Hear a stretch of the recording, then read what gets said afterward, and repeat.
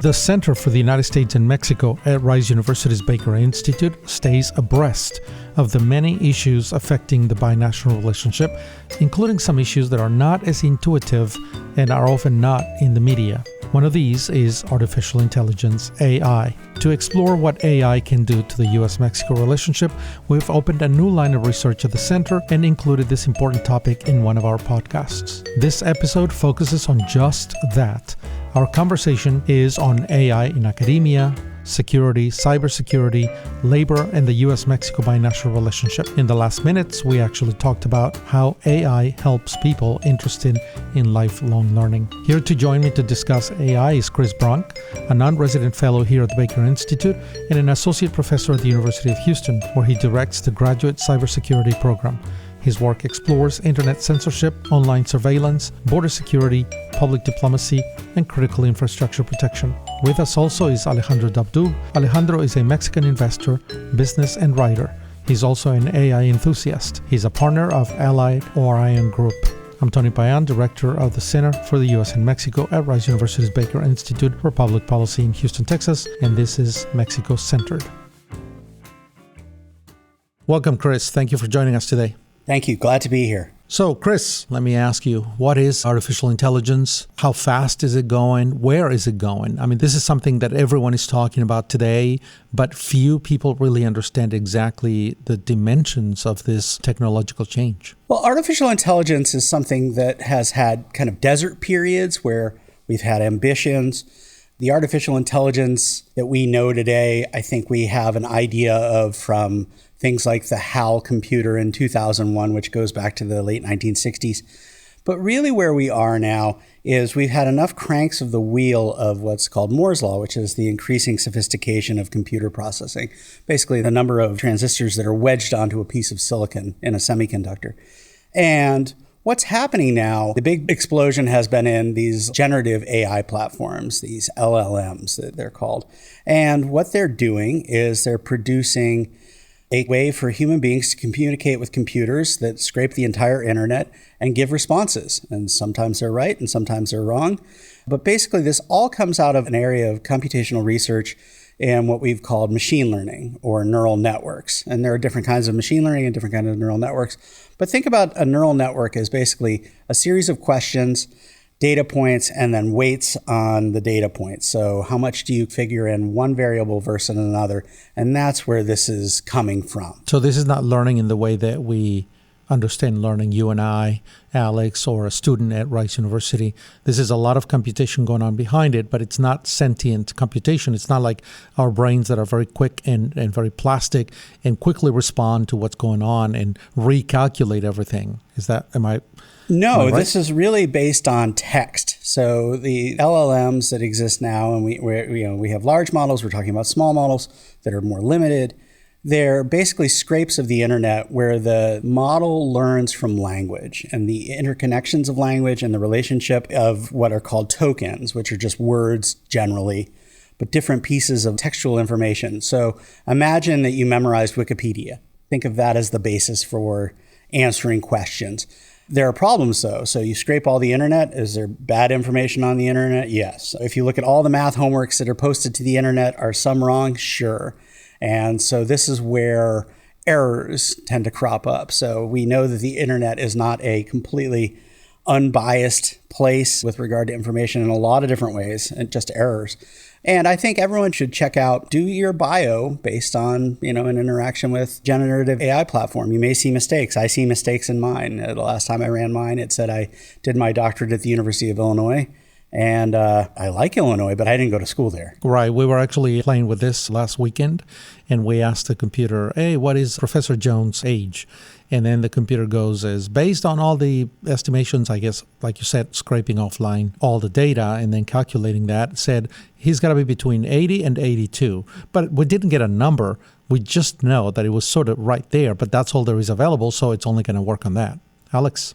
So now that we're seeing all the advancements in AI, all the technology we've seen, it's pretty much 2 years, although it's been since the 60s. I mean, AI and everything that you use day by day has been here for 60 years now or so.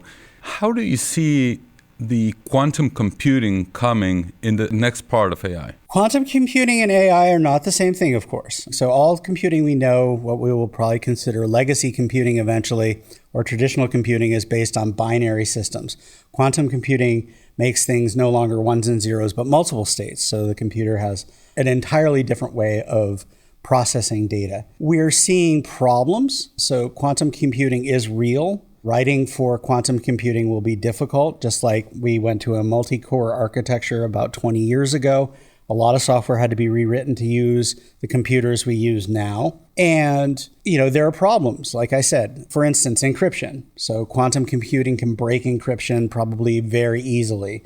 We're very worried that the algorithms that we have in place that are used to protect both our interactions online, where we pay money and things like that, and also government secrets are dependent on encryption that may be rendered vulnerable by quantum computing. And then we'll dive into the world of quantum encryption, which will be the hedge against that. So that's something that's not here right now in the main. The technology is advancing rapidly. It's not something, I'm not going to go out and buy a quantum computer for my house or my office. I don't have the budget for it. But it is something that's going to transform, say, all of our interactions with the cloud as cloud providers start using quantum computing. But most importantly, it's going to be the research areas now. Will it be ubiquitous in my lifetime? I assume so. I just don't know when. Much like we didn't know when prompt-based AI would be fairly ubiquitous, which it is now. I'm very interested in the impact that AI is going to have in our daily lives. Not just the access to information. Now you can go on ChatGPT, or even I had a student who presented his dissertation last week with a series of images, and he said that they were generated by AI. It was quite interesting because it was images that I've never seen before about the Rio Grande and the water sharing on the U.S. Mexico border and things like that. Somebody can write quickly a paper or even a dissertation, and how would you know? How is academia being affected by this? The first concern in academia, of course, was cheating. I've received AI-generated papers now, and they're pretty noticeable, mostly because student quality is imperfect, right? It's kind of like getting anything that is completely perfect. You just say, well, that doesn't seem right. So that's today. I encourage students to make use of AI to get in front of this problem, because I'd rather, saying go learn this after you go to college, I think is a very short-sighted idea. So we actually teach it in our courses. It's great for summarizing things. It's great for giving you a set of variables on what you think may go into an international crisis. We've used it to teach students about international relations in different ways and to approach their subjects of study. I've used it to do checking for, I would say not fact checking, but blind spot checking. I'll just ask it a question and say, are all these things the right things to go into this paper? And it may have a suggestion that I didn't think of. And that's from scraping all the internet. And what I've noticed in general is the more that I ask an AI platform something that I'm expert on and that there's not a lot of internet data about, I'm going to be pretty disappointed usually. Whereas if it's general knowledge, and this was no different with Wikipedia. Wikipedia is a great place for me to go when I can't remember, the acronym that's some Microsoft technology thing that I know what it is, but I don't remember what all the words are. So it's very useful for factual information. I think there's a bigger question on how are we going to live when we don't memorize facts anymore? What's going to happen in our society? You and I, we probably can tell you, who won the World Cup going back the last 40, 50 years. People don't remember that now because the other piece of the puzzle here is portable ubiquitous computing, that we all have cell phones with us all the time that can answer a multitude of questions. And yes, you can put AI platforms on your phone, and all the manufacturers are doing it. So following on what you're saying, I have a question that AI is increasingly shaping our experiences in social media and things like that. How are you teaching, or what do you recommend for students to still keep a purpose and meaning of life? Because everything that we're seeing, they're trying to shape the way we think. So what do you think? That's a tough question. Just student use of social media, or just societal use of social media. So we have this explosion in social media usage, but we live in a society that loneliness is a chief health problem for all bands of age across the spectrum. generative AI that's going to confuse, that you can make videos that are pretty good and they're getting better. So deepfakes are these pictures and videos and sound recordings where you can make someone sound like Kamala Harris or Barack Obama or any other politician you can think of. And the big scandals also with using the face of someone in something that looks real, even a video, not just an image, now a video. Now a video. And with each additional kind of increase of computational power, the good folks at TSMC in Taiwan keep making these tighter and tighter chips down at the 3 nanometer measure, and they'll go below at some point, I assume. I don't know what the theoretical minimum bound is for chip architecture, but basically what we're looking at now is computation that can do more and more of what we can imagine, which in some ways is emancipating and in other ways is really frightening. Yeah. Let me follow up on a question that Alex just made. So how are we going to distinguish what is real from what is not? Is that blurring the boundaries of what is real and what is unreal? Can somebody just simply stay home and get the computer to do their homework? But they'll be more isolated as well. There'll be, more, I guess, problems with depression, mental health, and things like that, because social engagement can be easily substituted by those kinds of videos and those kinds of messages and those kinds of voice and images, I think.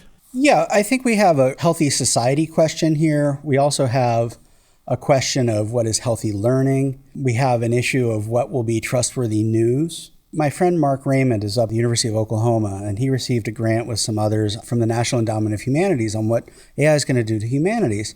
And the question he raises, and I think it's a good one, is what happens when we don't trust video on news anymore? We see things. We see tragedy in Israel and Gaza and Lebanon. We see video play out there all the time. We saw Yahya Sinwar, recorded by a drone maybe moments before he died. And we accept that as real. What happens when we don't accept anything we see as real? That is something for society that is incredibly frightening, I think. Do you think watermarks will help? Are they coming along? Is it something that's going to work? Or I think watermarks would be interesting, but then you throw a variable into the mix like quantum computing where, watermark is just basically the same family of mathematics that encryption and other forms of non-tampering features come from.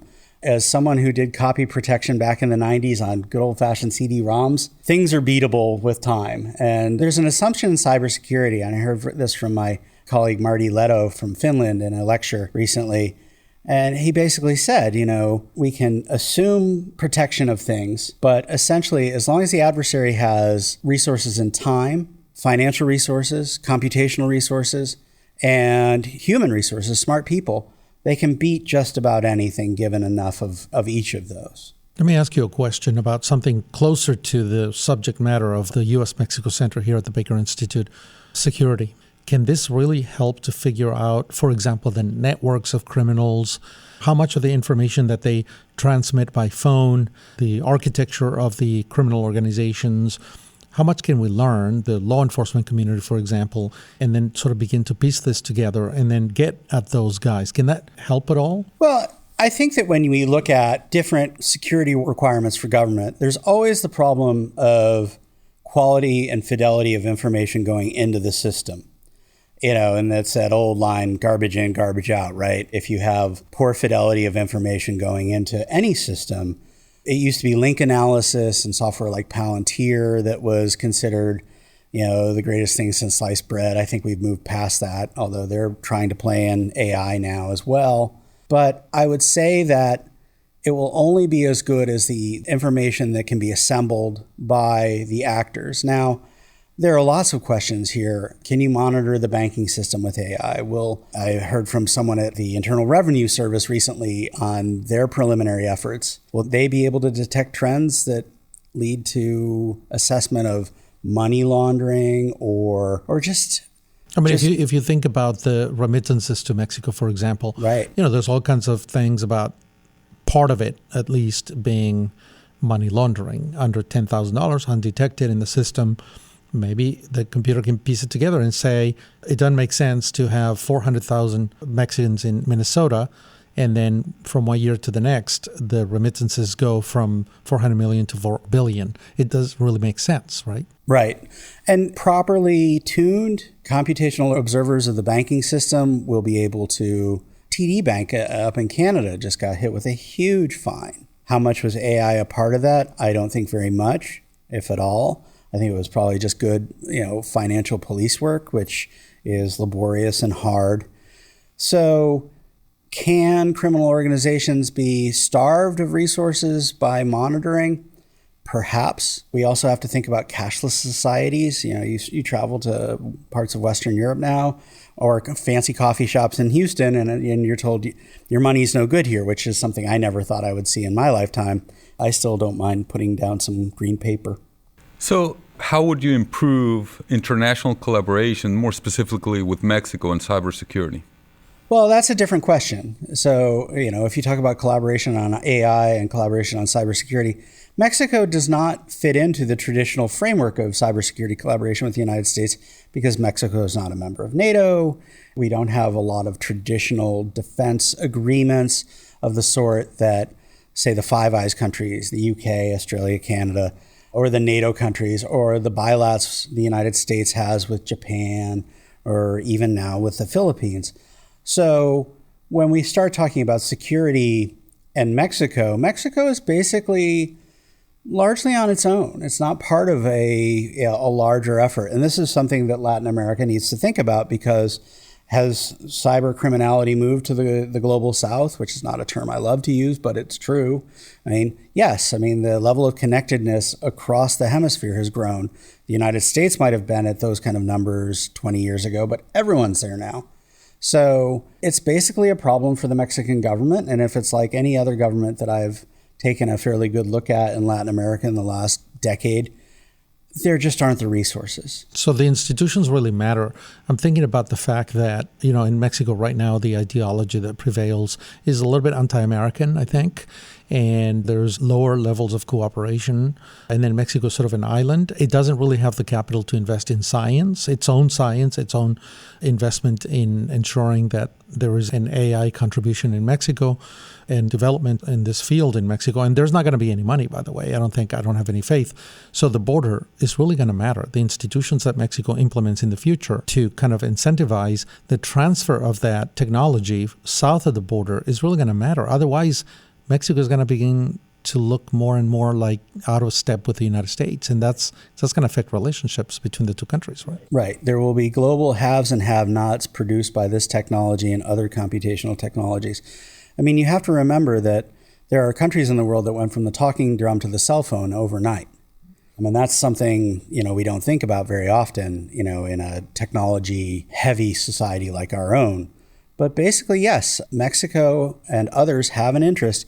Oh, and by the way, there are competing interests, because the Russians and the Chinese have very, very specific ideas of what they think should be how these things work and how they should maintain a form of autonomy from a Western establishment that they view as a threat. And there's going to be a lot of garbage going in by those malign actors as well, so that when you are using AI to generate a particular product, whatever that may be, it doesn't prevent that these actors planted that kind of information. And so your own AI product is garbage out. Right. We talk about poisoning for training data. So when you put in something into training data, and this is why we want to do a deeper think on, hey, how do we architect, say we're building an AI to understand hemispheric trade. What statistics do we say are the gold standard? What news sources do we say we have a great deal of confidence in? What areas would we deprecate in the model? And this is something that social science can bring to AI. So this is why, I don't see myself as being replaced by a machine next week, because, I'm willing to get in under the hood, not like an actual car, which I don't get under the hood very often, and say, okay, well, what really is making this work, and what's the ghost in the machine, and how do I understand it? There's a lot of people, just following up on what you're saying, there's a lot of people very scared that they're going to lose their jobs. But a lot of the jobs that we have today, they weren't here 50 years ago. They weren't here 20 years ago. So where do you see the jobs? Is it just a transformation of jobs, or where do you see this going? I think we're on an interesting trajectory with regard to what human work is going to be. And, when I was an undergraduate, I worked on an assembly line for a summer, and it was really hard work that didn't involve me using my brain very much. And I said at that moment, boy, I couldn't imagine doing this for the rest of my life. And we know that technology can replace a lot of jobs. We are at an interesting juncture with regard to our society. The thing that concerns us, it's unfair that the concern has gone in this direction, but in a way it's important, is that AI is coming for knowledge work jobs, perhaps. And yes, it's not going to replace poets necessarily, but there's not a lot of money in poetry the last time I checked. But basically, we are in a position now where wholesale disruption of white-collar work, so law. I have a colleague who has been working as a writer in the tech industry, and there are creative companies now which have a fraction of the pitch writers and the people who write the content that becomes advertising, because they're depending on machines more. Now, there are arguments on quality both ways, but years ago, I was listening to a couple undergrads talk about their choices, and it was a pre-med major and a comp-sci major, and they were arguing right next to me while I was having a cup of coffee or something, I think on this campus. And the one said, well, comp-sci is a better major because I'll always be able to do this, that, and the other thing. And the pre-med student said, well, I'm glad I'm a pre-med major because we'll always need to have doctors in our society. And then the comp-sci major said back, well, all the doctors in Star Wars are robots. That's right. Alex, last question, because I think we're about to run out of time. So the last question would be, most people listening to this podcast are interested in lifelong learning. Either we adapt to change and just keep learning. What focus or what areas would you recommend for the listeners to keep learning on? I think that the most important thing is to understand that these technologies can affect your career trajectory. For instance, in law, I don't think litigators are going to be replaced because we're not going to wheel in a robot to convince a jury of, whatever in a civil or criminal trial. Lifelong learning for me has been in computation. And I look back, I wrote a paper 20 years ago with colleagues here, almost 20 years ago, and we were doing stuff like Bayesian inferencing, which is now very old hat. I think the important thing is for people to recognize not necessarily what they need to do in getting under the hood, but how to make use of tools that may help them in their jobs. But this technological set of innovations is something that could threaten democracy and capitalism. And that is a pretty society changing.